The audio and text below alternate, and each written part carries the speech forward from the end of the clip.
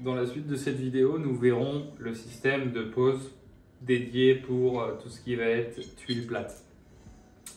Donc il s'agit, comme je vous l'ai dit dans l'intro précédente, il s'agit d'un crochet plat qui va venir se fixer sur le chevron ou, par manque de choix, repris sur le lito. La méthode de pose est assez simple. Il suffit de retirer les tuiles plates précédemment installées, de venir poser le crochet, de venir le visser d'office, et ensuite en meulant le dessous de la tuile qu'on viendra reposer de manière à avoir une sortie simple comme si nous n'étions pas intervenus.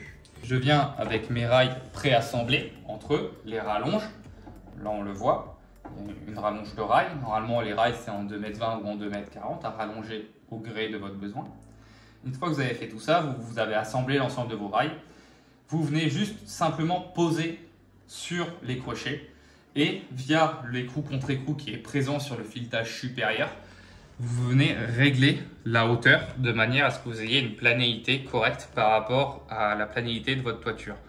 L'avantage, c'est que si votre toiture, la charpente, elle a déjà joué et qu'en plein milieu de votre toiture, vous avez déjà un léger voûtage, vous pouvez potentiellement le rattraper, du moins l'affaiblir. Donc celui-ci ne prêtera plus attention. Vous êtes prêt à venir installer vos panneaux photovoltaïques. Ma petite truc et astuce, c'est d'ores et déjà de placer l'élément qui permet de mettre à la terre les rails.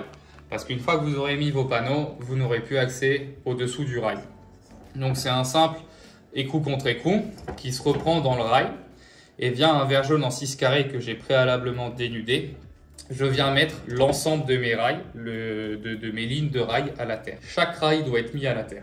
C'est obligatoire. Si vous ne faites pas ça, votre consuel ne vous acceptera pas. Une fois que vous avez fait ça, déjà, moi, je vais vous conseiller également de venir mettre votre premier bouchon de fin de rail.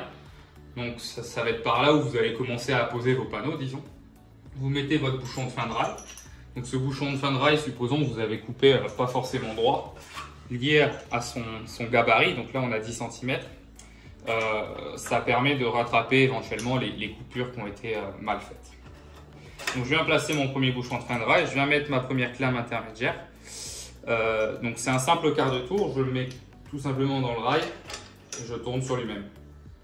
Je viens le placer assez proche du bouchon de fin de rail, mais pas en dehors de celui-ci, c'est-à-dire que la clame, on n'a pas le droit de mettre la clame comme ça, sinon l'appui il se fera dans le vide et à la tenue on ne sera pas bon.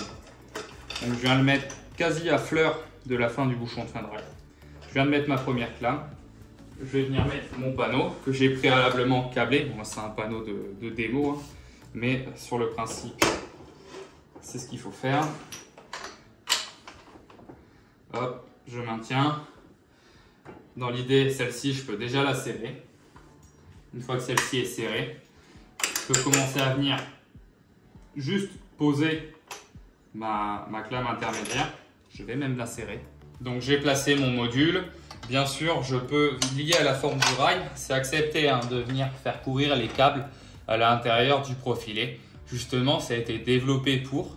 Attention, il ne faut pas que vos connecteurs ils appuient sur votre étanchéité parce que sinon ils vont prendre l'eau. Et du coup, vous allez avoir des soucis d'isolation sur votre centrale. Donc c'est pas, votre centrale va s'arrêter pour rien.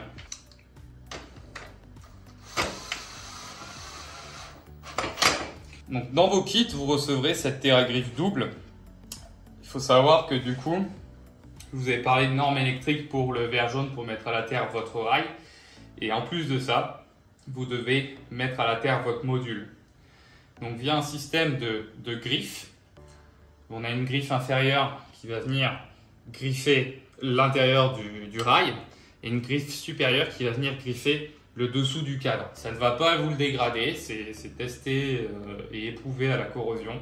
Donc vous n'allez pas avoir de soucis liés à la pose de cette griffe. Au contraire, il faut la poser. Il faut que votre clame intermédiaire soit suffisamment dévissée.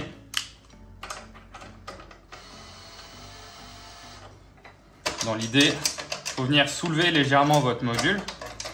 Vous venez placer votre clame intermédiaire approximativement à l'endroit où il faut qu'elle soit présente. Et vous venez glisser également en même temps, en parallèle, votre griffe intermédiaire. Et ensuite, je viens mettre mon autre module. Une fois que j'ai mis mon autre module, je viens serrer ma clame intermédiaire. Donc là, c'est un peu difficile parce que comme je n'ai pas l'autre module, ma clame intermédiaire, elle a tendance à venir comme ça. Donc forcément, parce qu'elle n'appuie pas sur deux surfaces planes. Néanmoins, le but du jeu, c'est ici de ne pas avoir d'écart justement pour avoir un champ homogène et propre. Une fois que vous avez fini l'ensemble de votre champ, vous avez juste à finir via la clame de fin. Vous venez glisser votre bouchon de fin de rail. Votre centrale est posée. Vous n'avez plus qu'à faire vos raccordements électriques sur votre onduleur. Si vous vous posez la question, quels sont les avantages de la gamme Flex? Il va être en quelques points que je vais vous lister. Premier point, lié au nombre de trous qui sont présents sur la platine, vous pouvez tout simplement décaler par rapport à votre chevron. Vous pouvez le décaler aussi bien à gauche qu'à droite pour avoir une sortie par rapport à votre tuile en adéquation avec la position de votre chevron. Premier point. Deuxième point, l'ensemble des réglages de la pose du crochet vont se faire sans outil. Ce sera simplement des filetages, comme on peut le voir ici. Tout simplement faire tourner plus ou moins, faire un certain nombre de tours de manière à avoir nos fameux 6 mm que je vous ai présentés. Et dernier point, ce sera le réglage du filetage supérieur, de l'écrou contre écrou présent qui tiendra votre rail.